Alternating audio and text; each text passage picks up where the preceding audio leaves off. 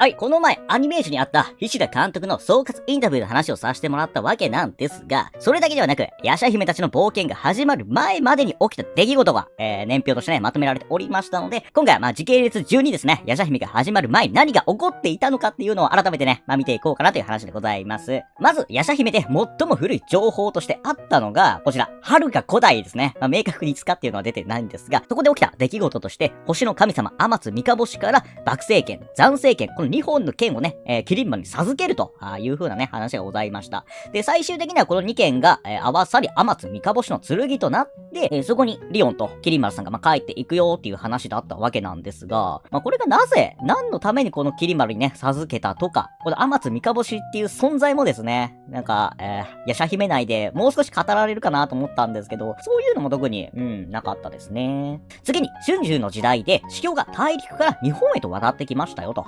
いう話ね。で、この春秋っていうのが、見た感じ2500年前ぐらいかな。はい。だから、その年表的に言いますと、2000年ぐらい前、牧政王が生まれたあたりで、司教たちが来たとね、されておりますので、そう考えるとその牧政王ってほんと、犬夜叉内で最も長生きぐらいのね、言われてた妖怪だったんですが、司教もね、もうそれ以上の、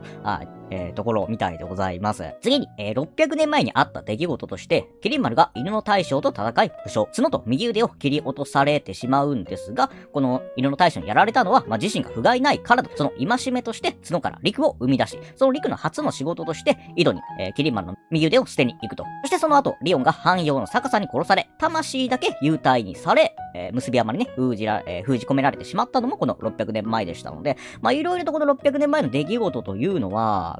重要なね、事柄がいろいろあったかなという、ところでございます。続いて、500年前、犬の大将とキリン丸が妖霊星のかけらを打ち消す。だけど、ここで大将が天聖画を持っているのに、鉄彩画で明道残月波を出すことができたことや、いざ酔いの守り刀として200年前に作られたはずの鉄彩画が、なぜこの500年前に犬の大将を持っていたんだというところなどはね、新たな解釈がヤシャ姫であるのかなと思ったんですけど、そこも特にね、明かされることはありませんでしたよと。そしてこの時、キリン丸が思ったよりも、犬の大将にね、気を許しているようなシーンがあって、で、犬の大将も、キリン丸とのね、この戦いの時に、戦場にこの後連れてくるなと言っていたものの、無残にもですね、娘を殺されてしまっていますので、もちろんその犬の大将がリオンの死のことを知っているかどうかっていうのはね、わからないんですが、知っていたとするならば、ここね、もうちょい、大将とキリン丸互いにね、思うところいろいろあったんではないのかなとか、気になってしまうところです。そして、もう一つね、大将の言ったどこへたどり着こうか、どんな終焉を迎えようが、ゼロ殿はゼロ殿、そのまま変わらずにいてほしいというですね、ヤシャ姫が始まってから特に後半の方でね、ゼロがいろいろ問題を起こすきっかけとなったね、言葉だったりするんですけど、この言葉が出たのもね、この500年前の、大将のセリフでしたね。その後、はてなはてなはてなとあるんですが、これが500年前から200年前の間にあった出来事で、キリン丸があなたを滅ぼすのは人間でも妖怪でもない存在、そして時空を超えるありえない存在があなたを倒すという、思考の玉の予言と大将の死に関する予言をゼロから聞かされておりました。で、この思考の玉の予言っていうのが、37話ですね。そこでゼロの縁を断ち切った時に見ることのできた、このゼロの記憶が出てきたシーン。これがその思考の玉に予言を聞かされた時の出来事。でも実際どういう予言だったのか、みたいな言葉自体は見れませんでしたね。それで、200年前に起きた出来事で、犬の大将が死んでしまいます。そしてその悲しみを消すために、ゼロが思考の玉に願い、悲しみと揚力を虹色真珠に変えるんだけど、ここで大将への悲しみを消してしまったがゆえに、大将の、先ほどね、ありました。500年前にね、言った言葉、ゼロ殿はゼロ殿、そのまま変わらずにいてほしいという言葉をですね、変な風に受け取ってしまい、トアを狙うね、きっかけになってしまったのかなというところですね。それで、またね、はてなはてなはてなとあるんですが、これが200年前から十数年前の間に起こったもので、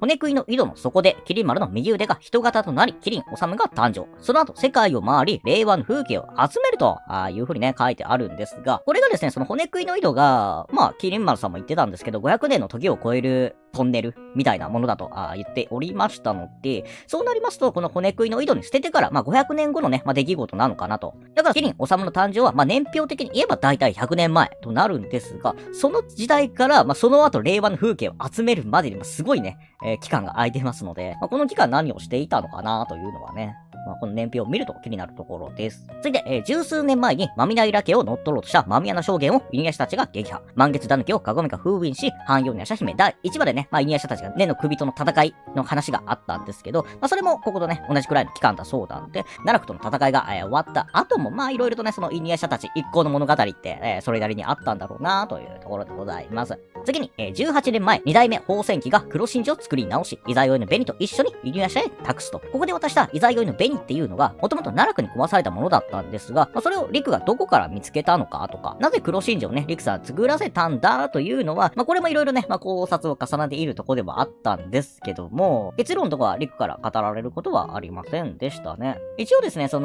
陸さんっていうのは、この4年後の14年前に、カゴメたちとね、会ってたりするので、そこら辺でね、あなたはあの時のみたいな展開がね、あったりするかなとか、思っていたんですが、そして14年前、に起こった出来事としますとね、たくさんあるんで、見ていきますと、まずは、とわせつなの誕生。摂政丸が生まれたばかりの双子を結界の張った森へと送っていきますよと。そして、その際襲ってきた女官の腕から奪った金と銀の虹色真珠を、この娘たちに、与えていきますっていうね。これはその双子の命を狙うゼロの手から娘たちを守るためであるんですが、もう一つの理由っていうのが、5億の試し。この困難を乗り越えさせることが娘たちの成長にはね、必要不可欠であると考えたっていうところなんですが、その揚力を高める虹色真珠をね、摂政丸様与えていたっていう、ある意味でこれも摂政丸様の優しさ、気遣いの表れだったのかなという。そして、500年ぶりに飛来した妖霊星のかけらを、犬夜叉摂政丸が撃破。これもそこまでね、戦闘シーンみたいなのがあったわけではないんですが、純粋にこの兄弟がですね、共闘する姿を見るというのはね、何度あってもいいと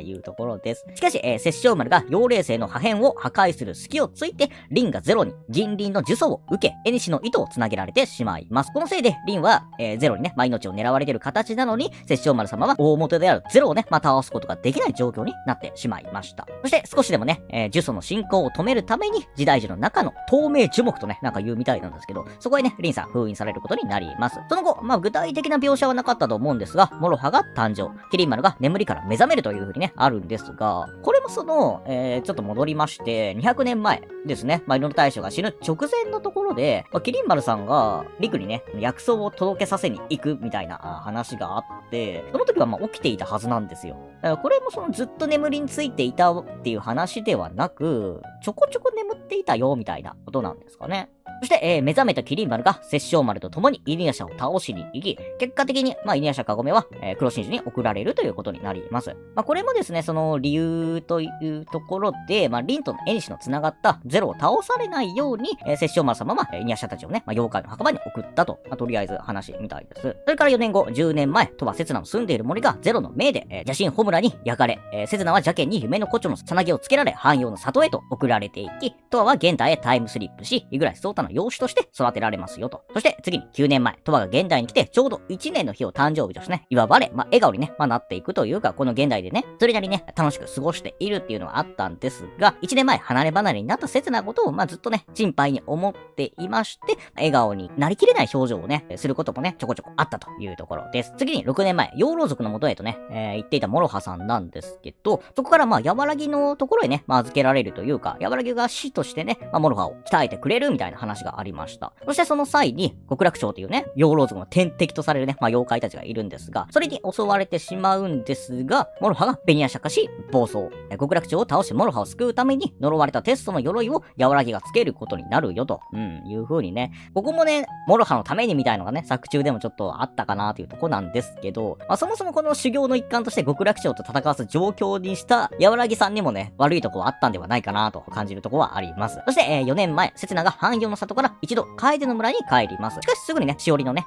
汎用の里に戻っていくんですが、これは摂政丸からの指示で、楓のところにね、住むことになったんですけども、暮らしてすぐ、人間の生き方は合わないなということでね、里に戻っていったということみたいです。続いてまた、はてなはてなはてなとあるんですが、これが3から4年前の間に、翡翠が琥珀の妖怪退治の現場を見て、退治を目指すのを決めます。翡翠っていうのが、もともと父、弥勒の教えをね、いろいろ聞いていたんですが、奉仕の道は、金が母サンゴの作る妖怪退治の道具については、玉兎がね、ついでいきましたので、もちろんね、この二人と同じ道を歩んでいくっていうのもありだったんですが、翡翠さんはね、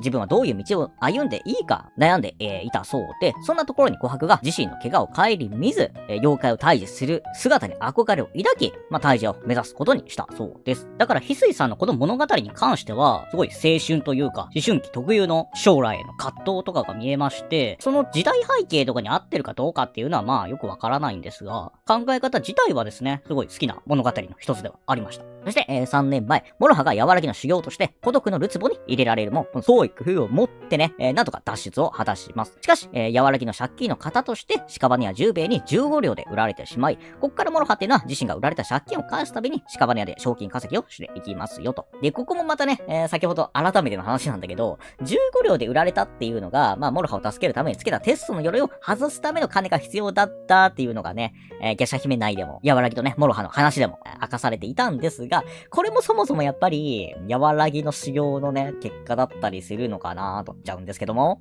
そして、時近くして、しおりの里を襲いに来た妖怪、ガーゴゼンを、刹那が妖怪の血を暴走させて撃退。弥勒様が金光の巴をよりしろとして、妖怪の血を封印。しばらくして、村に戻り、妖怪退治屋にね、刹那さん、加わっていきますよ。そして、またこれね、はてなはてなはてなとあるんですが、2年ちょい前から3年前の間に、豆穴将軍が復権。竹千代が豆穴将軍に命を狙われましたので、弥勒に連れられて、屍屋に身を隠していきますよと。そして、2年ちょい前、弥勒が千日行を始める。この千日行を始まるきっかけっていうのが、妖怪退治中に、とんでもなく強い妖怪と出会い、己の無力を悟ったっていうのと、一応その麒麟丸を倒すための千日行だと、サンゴさんに言われていたんですが、直近で弥勒様が苦戦した相手っていうのが、ガガゴゼンとのね、戦いではあるんで、麒麟丸もだと思うんですが、このガガゴゼン戦っていうのが、その千日行始まる理由の一つではあるのかなと、この年表を見るとね、思ったというところです。そして、最後、刹那とモロハが出会う前、華奢姫たちの冒険が始まる、最も直近でね、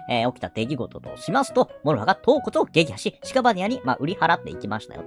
この際、ベニヤシャ化して倒しているので、その後、モロハってのは、眠っているんですよ。で、その起きた瞬間に、ちょうど、頭骨の部下の妖怪にね、襲われているというシーンがございましたので、ここね、ちょうど偶然っていうのもね、あるんですが、もしかしたらこの眠ってる間、襲われないようにね、柔らぎとかが、守っていてくれたのかなという、そういうね、見立てもできるなというところで、今回はね、アニメージュに載っていました、年表をね、ちょっと個人的な解釈も入れて、話をさせてもらいました。こう見てみますとね、ほんと一つ一つで、こういう謎もあったなというのを思いながらね、見ていけるものなんですが、ここら辺もね、毎回言ってる話ではあるんですけど、あとは公式ガイドブックが漫画版とかでね、うまいこと、解釈できるような情報がね、あったらいいなと思うところでございました。それでは、ありがとうございました。